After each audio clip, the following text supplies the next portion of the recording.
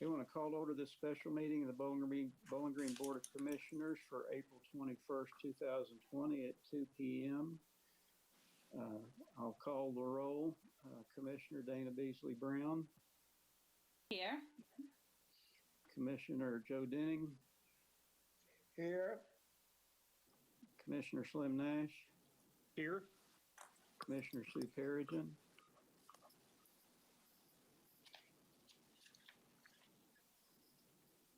Here. Sorry. No problem. Thank you. The first two items is to enter into the record Executive Order number 2020, number 1, Executive Order regarding extension of the deadlines for filing of net profit returns, payment of net profit fees, and the waiver of interest and penalties if paid in full on or before July 15th, 2020.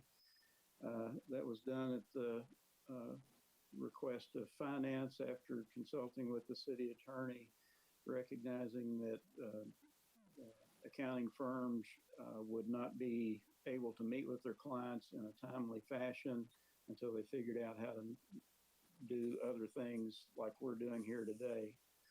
So that was 2020 number 1. Executive Order 2020 number 2 is providing for leave under the Family First Coronavirus Response Act. That was in response to the federal government requiring agencies to provide certain forms of leave, which we thought we had given to the city manager through it last resolution or municipal order. The city attorney felt it would be best to codify that in an executive order. There are no votes taken on that, but I'll turn this now over to the city manager for his comments. Mr. Meisel. Thank you, Mayor. Just wanted to run down or highlight real quick what we've been doing over the last, we're into our 5th week now. City is still up and running. We have the switchboard up approximately 9 hours a day from normal hours from 7:30 to 4:30 p.m. 393-3000 if anyone needs to call in and needs assistance. Police and fire are still running as normal, running strong. Parks is managing with their parks maintenance departments, keeping the parks up, watching for social distancing and congregating, all that kind of thing. We did have to make some modifications to some of our parks, as you know, with the basketball courts and the tennis courts and the volleyball courts, but we're doing okay with that. The police, back to the police, they are actually changing shifts from their car to avoid any in-person interaction. And so that's going well. I'd like to thank IT and Kim Lancaster's division for helping put this meeting on as is today with our life-size software. Katie's been busy, as you know, working on budget. We're trying to put the final pieces together with the budget. We are going to ask for a slight extension for presentation of that budget in order to see April revenues come in the first half of May. So as we used to do, we would present the budget to you in mid-May. It's probably going to be looking at like the end of May or maybe first week of June even this year before we can give you a budget to look at and present a budget to you. We are planning on presenting a balanced budget, and so as usual, and so no changes in that. So with us being into the 5th week, I think everything for the most part is running smoothly. Things are still getting done either through alternating schedules, working from home. A lot of things that have been put on the back burner actually are getting done from home now, it seems like. So things are progressing, and we've not had really any big issues with working from home or the alternating schedules like they're doing with ops and fleet and public works and things like that. So thankfully, we have not had any COVID-19 illnesses to this point. So we're very fortunate with that, and hopefully we can get through this pandemic without any major illness. So that's kind of an update on where things are from the operations standpoint with the city. Thank you. Does anyone have a question for Mr. Meisel about this update? Okay, the next item is approval of minutes from our regular meeting on March 17th, 2020. Motion by Wilkerson, second by Perigin. Are there any additions, deletions, or discussions? I'll call the roll. Beasley Brown, Yes. Denning, Yes. Nash, Yes. Perigin, Yes. and Wilkerson, yes. Motion passes unanimously. Municipal Order 2020, number 49. Municipal order approving the career path advancement of Matthew Barrow and Martell Dunn to the position of Operations Technician 1 in the Public Works Department. Motion by Wilkerson, second by Perigin. Mr. Meisel. As you all know, in the Public Works Operations Division, we have a career path advancement program. We have two gentlemen today, Matthew Barrow and Martell Dunn. Both have been employed with us for 6 months as Labor 2s. They are now eligible to promote up to Operations Tech 1 or OMT 1 with the passage of their CDL certificate. They have passed their Class A CDL and are now eligible for this promotion. We are recommending their promotion today from Labor 2 to OMT 1. Matthew Barrow and Martell Dunn. Thank you. Are there any comments or questions? Okay, I'll call the roll. Beasley Brown, Yes. Denning, Yes. Nash, Yes. Perigin,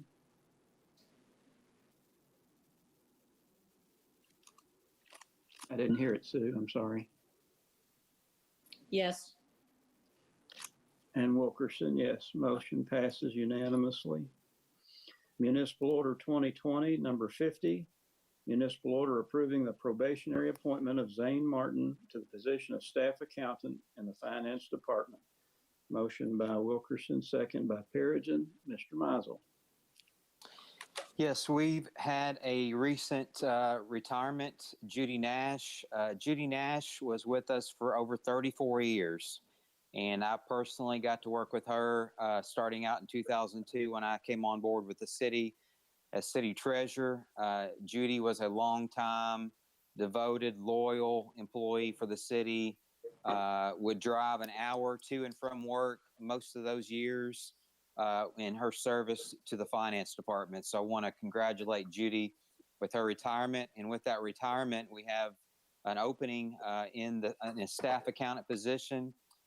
Finance went out and received applications. They received 22 applications and selected 5 for interviews. Through that process, they have we're making a recommendation to appoint Zane Martin to the staff accountant position. Katie, Sean, Aaron Ballou, and Tiger Tooley from Human Resources worked on that interview process and served on the interview team. Zane comes to us with a bachelor's degree in accounting from Western Kentucky University in 2019. Zane comes also from a company called Spantech in Glasgow, where he was accounts payable manager and worked there for roughly 2 years for a while as an intern. And then he got the accounts payable coordinator position. He's also worked both sides of an accounting. He's also worked in revenues as well.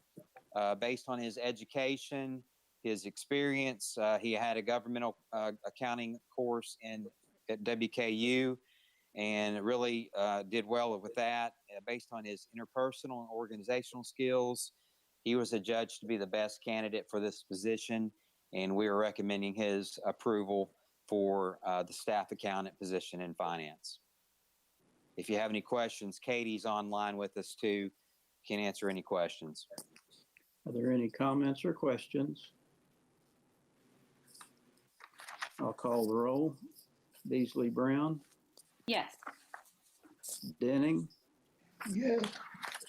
Nash, Yes. Perigin. Yes. And Wilkerson is yes. That motion passes unanimously. Municipal Order 2020, number 51. Municipal order approving appointment of Cindy Payne to the Warren County Board of Tax Assessment Appeals, also known as the Local Board of Property Tax Appeals. Motion by Wilkerson, second by Perigin. This is to fill the people who are appeal their assessments from the Warren County tax assessor. The individual we had talked to had some medical issues that she was not able to deal with at the time because of the pandemic and withdrew, and Cindy Payne stepped up to that position. Are there any comments or questions? I'll call the roll. Beasley Brown. I didn't hear Yes. it, Dana. Okay. Denning, Yes. Nash, Yes. Perigin, Yes.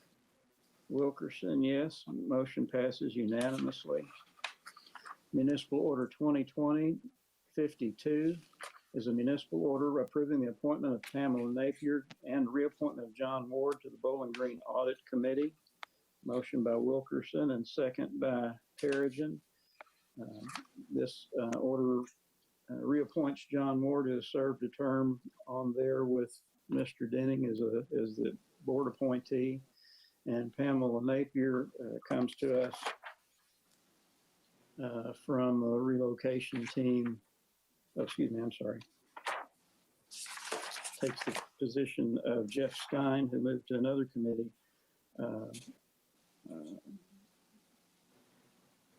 With the grants administrator at WKU. Are there any comments or questions? I'll call the roll. Beasley Brown, Yes. Denning, Yes. Nash, Yes. Perigin, Yes.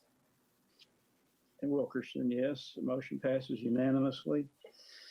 Municipal Order 2020, number 53, municipal order authorizing and accepting bid number 2020-44 for professional cleaning services from J&F Janitorial Services Incorporated of Somerset, Kentucky, in the amount of $210,000, $210,820. Motion by Wilkerson, second by Perigin. Mr. Mizel. Our existing janitorial services contract is about to expire. We had it for approximately 5 years.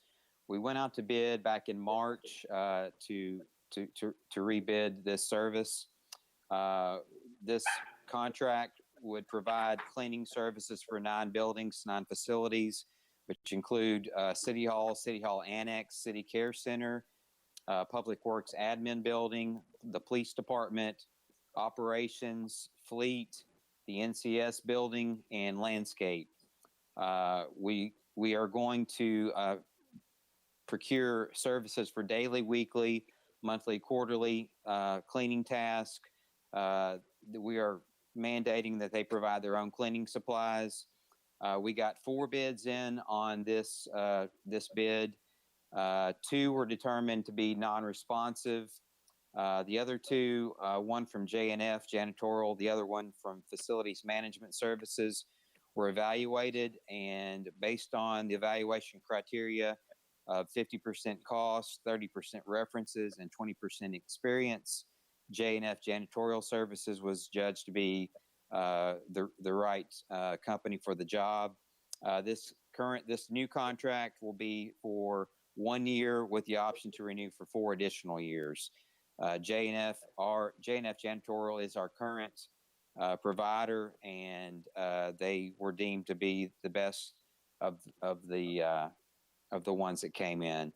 And I'd like to thank Dave Hayner and Public Works Department for working on this bid, as well as Marilyn Perigin. Thank you. Are there any comments or questions? Beasley Brown has a question. Yes. Were the wages and benefits provided to the janitors part of the criteria that we evaluated? No. Okay. I realize at this point it's probably too late, but is there any way in the future for janitorial services we could ask for that information? Because I feel like it's important, especially since we do treat our employees so well, if we do contract out some services, that we want to make sure we take care of everyone, especially the people who are cleaning up after us. I think it's really important. We can certainly ask for that information. I don't know if the company is required to provide it by law. I'll let the attorney respond to that, but we can certainly ask for it. I think particularly during the bidding process, if it's made part of the bid requirement that you'll share that information with us, I think we can certainly get it during the bidding process. I would like to note that this contract this service has been outsourced for many, many years now, and we have never done it internally. Commissioner Nash had a question. Yes, to piggyback on Dana's question, will we ask that of all bidders or just bidders as it relates to janitorial? Currently, bidders related to janitorial, since that was what this request is for. I'm not sure what other bids we have currently that we would seek that information, but we can certainly look at that. Thank you. Any other comments or questions? I'll call the roll. Beasley Brown, Yeah. Denning, Yes. Nash, Yes. Perigin, Yes. Wilkerson, yes. Municipal order passes unanimously. Item number 6, which is Municipal Order 2020, number 54. Municipal order approving and ratifying actions of the mayor and city officials to accept bid number 2020-48 for the Butler County Landfill Leachate Management System from Infinity Pipeline Incorporated of Bowling Green, Kentucky, in the amount of $187,430. Motion by Wilkerson and second by Perigin. Mr. Mizel. As you all will remember back last year, Municipal Order 2019-170 was a municipal order that approved the agreement with the Kentucky Waste Management Division. And in that municipal order, it authorized us to go ahead with the design, procurement, and construction of the project over at Butler County Landfill. So during the last month or so, we have gotten started with construction, but we bring to you today the results of the bidding process and who received that or will be receiving that bid. And we got 4 bids in, and let me back up. This will be for work to connect the landfill to the Morgantown sanitary sewer system, which is a great project. We've had to truck stuff in and out of there for many, many years. The city of Morgantown has agreed to take it into their sanitary system after it's been treated and to a point where it can be accepted. So this project involves installing approximately 4,260 linear feet of piping, flow metering system, replacing a couple of pumps and reversing flow in a couple of pumps to where it's forced into the sewer system. I'm hoping I'm explaining all this. This is technical stuff for me. But all the associated wiring and control work will also be included with this project. Public Works went out for bid, received 4 bids: Infinity Pipeline, Scott and Ritter, Triple B, Advanced One Development, Infinity Pipeline. This was based on a low bid only, was awarded the bid at $187,430. We have a deadline to get this done by June 30th, so we're under a time crunch, and everything is going to be reimbursed by the state. We were well under budget, so we're well underway with this project, and we just want to finalize and make formal this approval of the contract with Infinity Pipeline today. Thank you. Any comments or questions? I'll call the roll. Beasley Brown, Yes. Denning, Yes. Nash, Yes. Perigin, Yes. Wilkerson is yes. Unanimous approval for 2020-54. Municipal Order 2020-55, which is a municipal order approving construction and accepting maintenance of Walnut Valley subdivision. The motion by Wilkerson and second by Perigin. Mr. Mizel. We recently received a request from the developer of Walnut Valley subdivision out off Russellville Road to accept that subdivision into the city annex area. This includes all the improvements with the streets, sidewalks, and drainage infrastructure. Planning and zoning went out along with our city staff, Public Works, and did an inspection on March 6th. There were a few minor items that they were to correct. Public Works went back out on March 30th.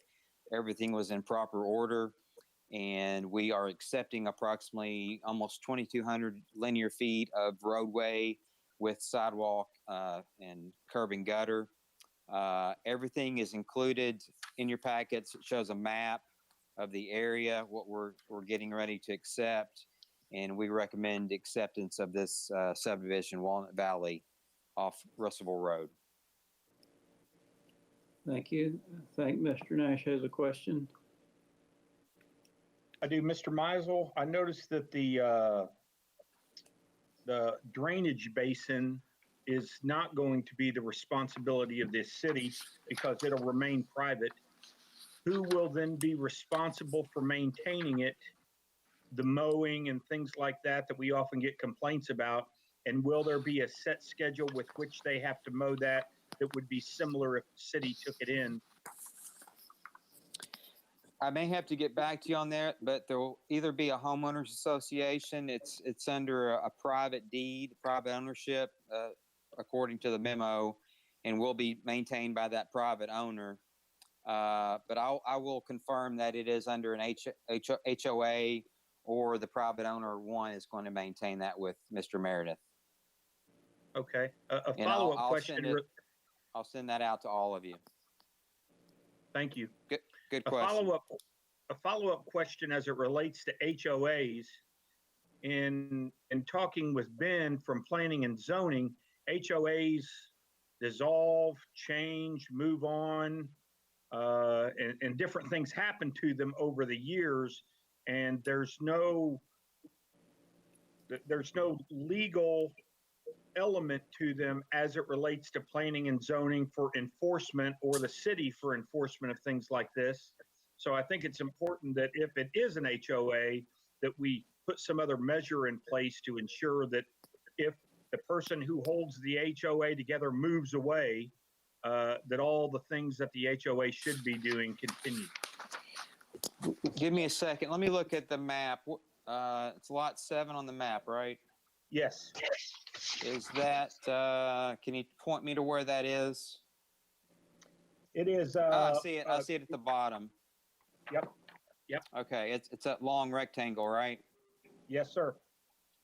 Yeah, let me check on that, and I'll make sure that either that's maybe part of lot 6 and part of lot 5, or they're going to split it up, the maintenance. I'm not sure, but I'll double check that. Thank you so much. Katie? Just a note on that map, there's maintenance notes to the far left corner. They're small and hard to read, but it talks about the standard of maintenance for that lot.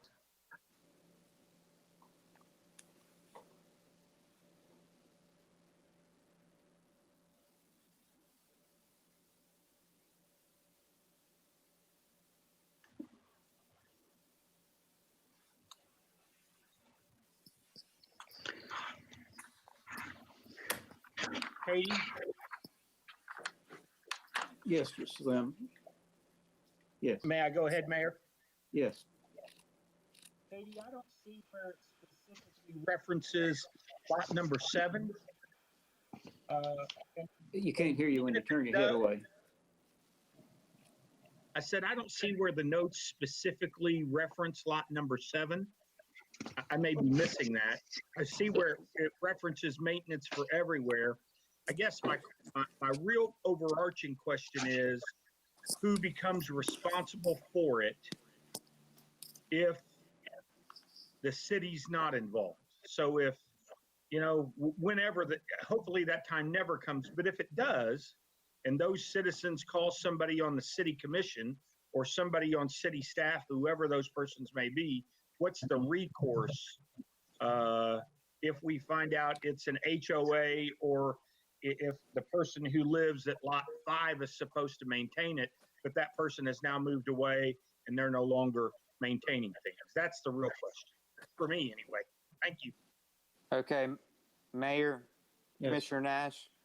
I just texted Greg Meredith. He said this is a commercial basin, and the self-storage folks will do that. This one is not an HOA, but owner responsibility. So apparently this backs up to the commercial, and the self-storage folks have agreed to maintain this basin. Excellent. Thank you. Sorry for the delay. Commissioner Nash, if I can jump in for a minute too, you're absolutely right. Currently, if there is an HOA and it does not do what it's supposed to do, there's not a whole lot we're going to do. We're taking a position that's owned by the HOA, it's owned by the homeowners, so they should do what they need to do, take care of it. But I will let you know, and I need to follow up to see the status of it, given the General Assembly this time and everything's going through. I don't want to win anywhere.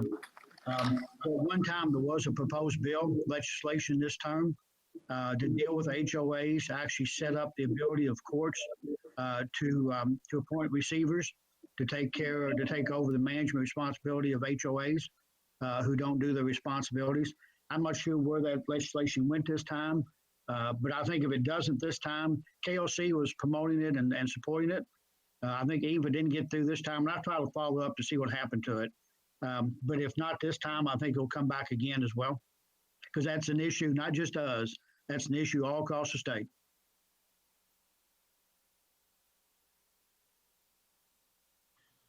Gene, will you send that out to me or anybody else who would like it?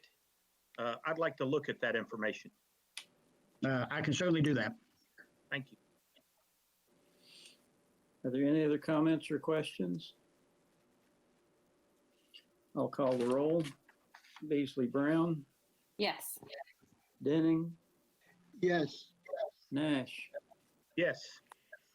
Perigin, Yes. Wilkerson, yes. Municipal order passes unanimously.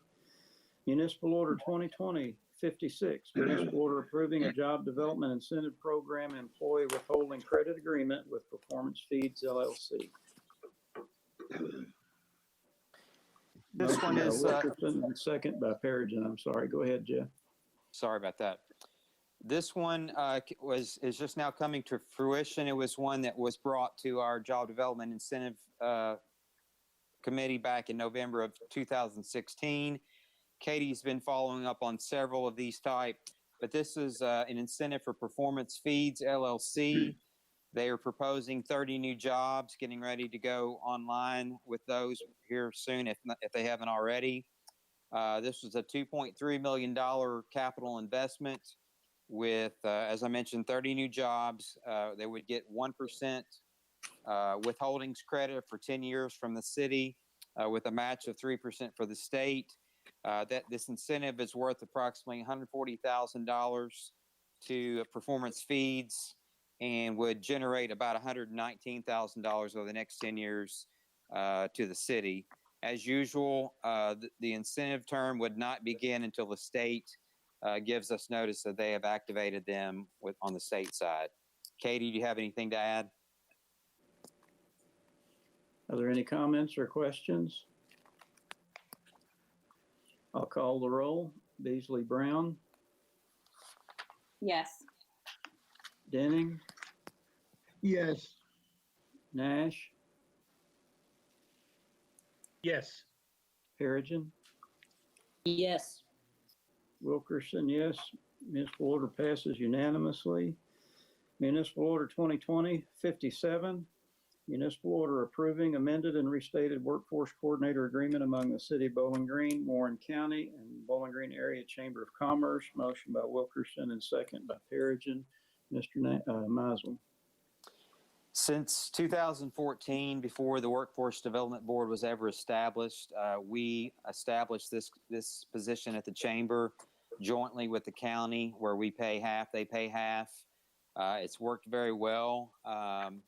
There is a significant workforce shortage in our area. This position does help targeted businesses in our area to recruit, help, and put people in jobs that with skills.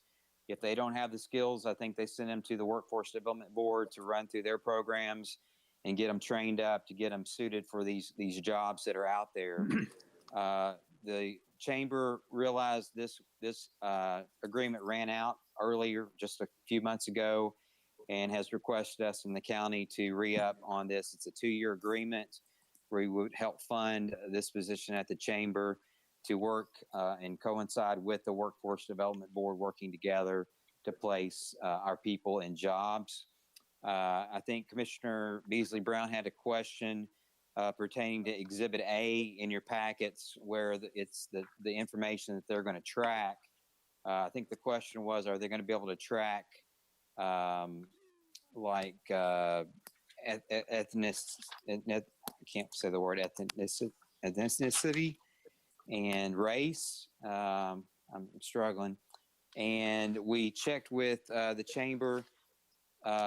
Everything listed in Exhibit A is what they're able to track. They can't track all of the personal information on all of these applicants that run through there, but they do the best they can to provide the information listed there in Exhibit A. I know, Commissioner Beasley Brown, we can try for that in the future. I can try to work on that with Meredith and others to see if that's ever feasible to do. But I did check on that, and that was kind of her response. I think she copied you on her response, hopefully. So, but we are recommending approval of a 2-year agreement, again, on this workforce coordinator agreement, along with the county and the chamber. Mr. Nash. Jeff, as you're exploring the ability to track that, to piggyback on Commissioner Beasley Brown's question or suggestion related to janitorial bids, could we track here what the average hourly wage is for those that go through this program? We can ask for that. Thank you. Is there any other, Dana Beasley Brown?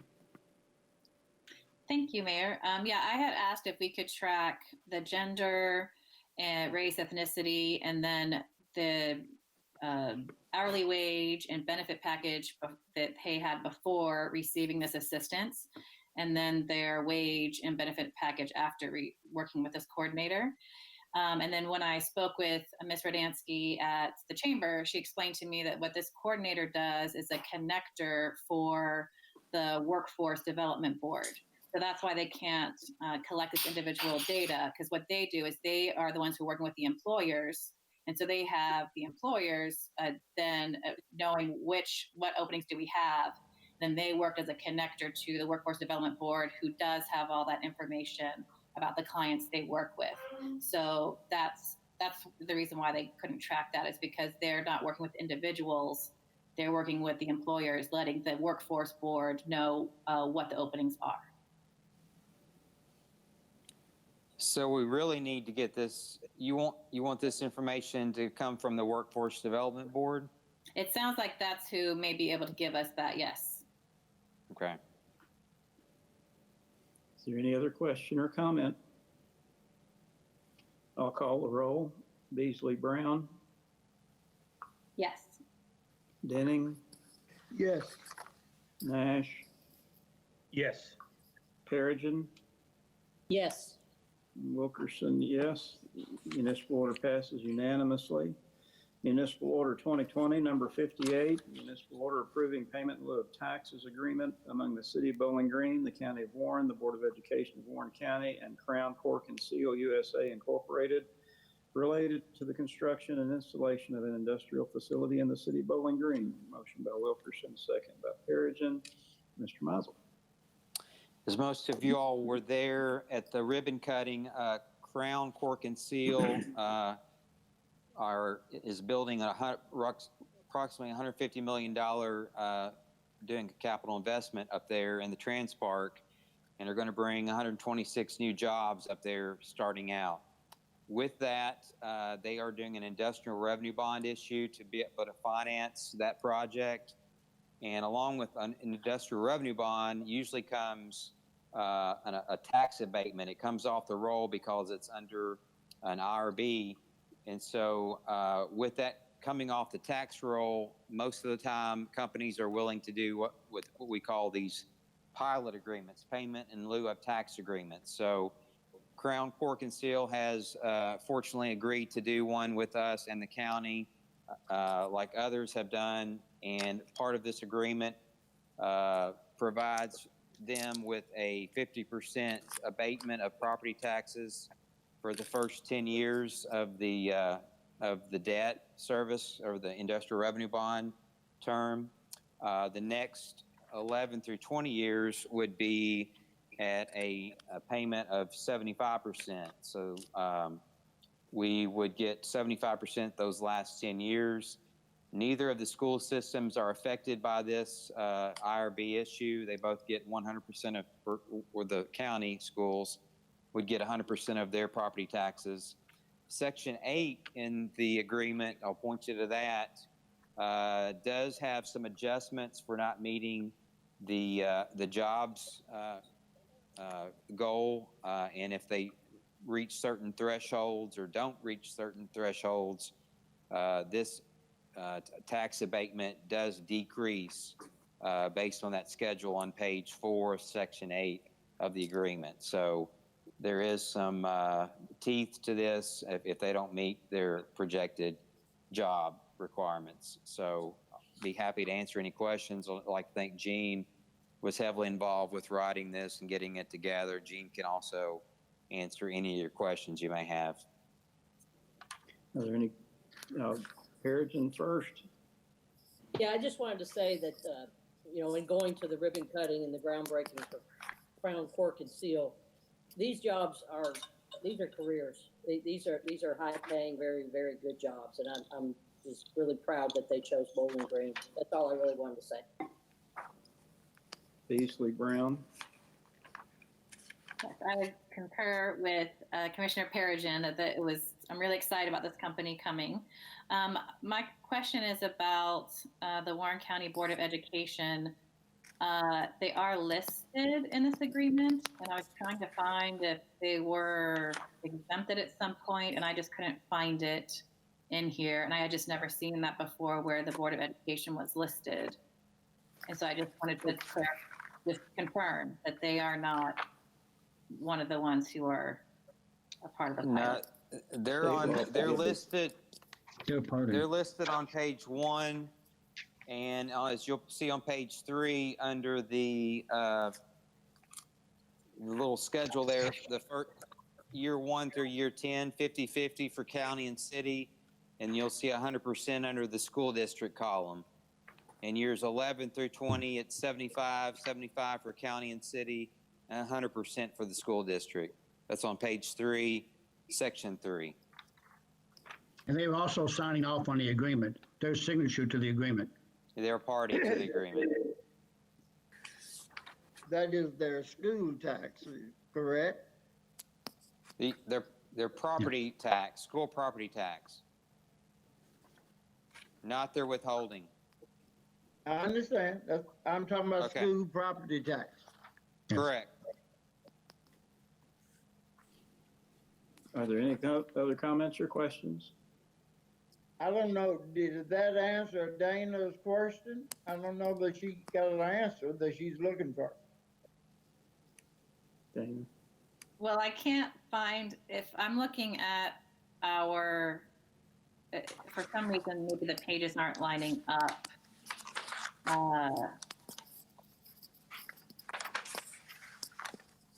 They don't sign the agreement. Kentucky law prohibits abating school property taxes. So they're mentioned here to make sure that everybody understands that they're not included in that.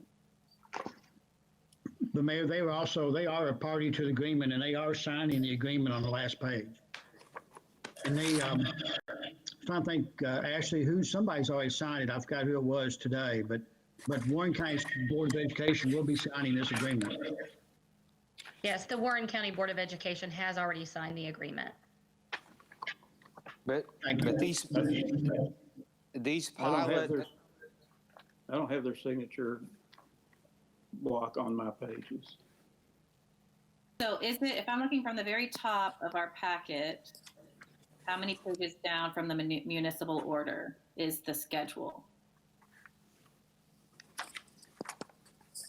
It's right behind Municipal Order 2020, number 58, which is number 11, item number 11. And maybe we're missing some pages, because I've got a page S1, which is signature page, and they are listed on the signature page. Unless I'm missing a question. That Jeff had mentioned had the schedule on it where it showed 100%. I just, for some reason, I can't see that online. Page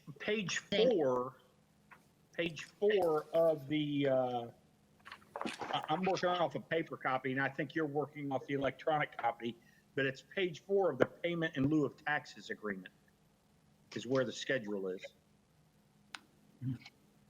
I found it. Thank you so much. I see that it says they receive 100%. Thank you. Any other comments or questions? I'll call the roll. Beasley Brown. Yes. Yes.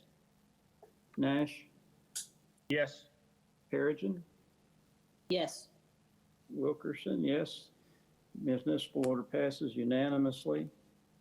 Item 11 is the first reading of ordinance number BG 2020 number 6, an ordinance rezoning real estate.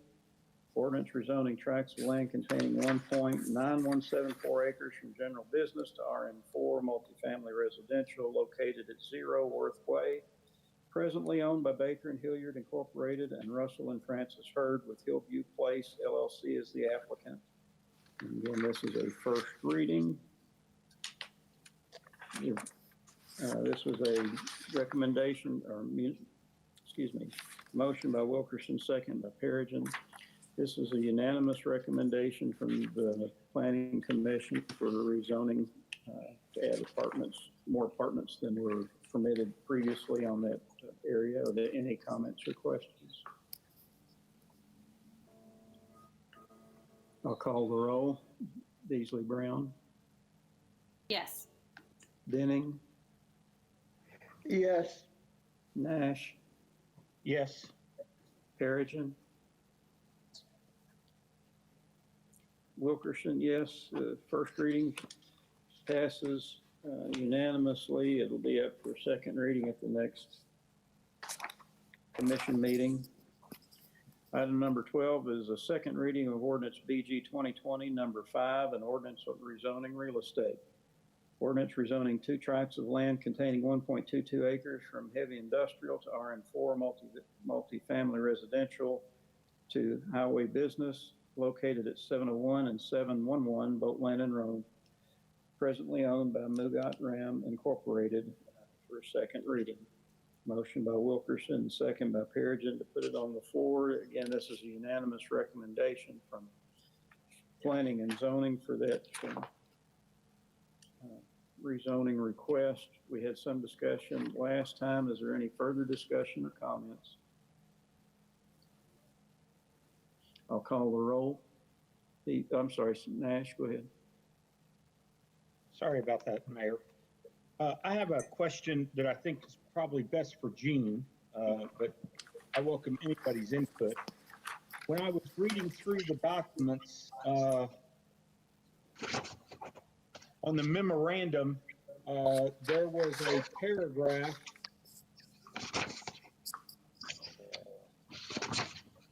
and I looked at my computer, and then I looked away, and now I can't find it. Okay, there's a paragraph on the second page of the memorandum where it talks about how Mr. Shirley agreed to particular changes. When he agrees to those verbally, are those binding? My understanding is they are true. That's true. And I'll check with Ben and Hamp to make sure. But I think when changes come up on the floor, and the owner, the developer agrees to them, that he agrees to them publicly. So that then becomes part of their record, and he is now bound by what he agrees to. Okay, excellent. Thank you. Any further comments or questions? I'll call the roll. Beasley Brown, Yes. Denning, Takes in Johnny Olam's old property there where he used to have a sausage company. Yes. Nash. There's Yes. no more sausage, man. You can't get to it. I'm sorry. Perigin, Yes. Wilkerson, yes. That's the second and final reading for that item. That's also the last item on our agenda. Our next scheduled meeting is for May 5th, 2020. Cute, Dana. I don't know if y'all have any suggestions on how to improve this content. Maybe we'll be back to normal, but I doubt it. So just please feel free to email me, and thank you for tuning in.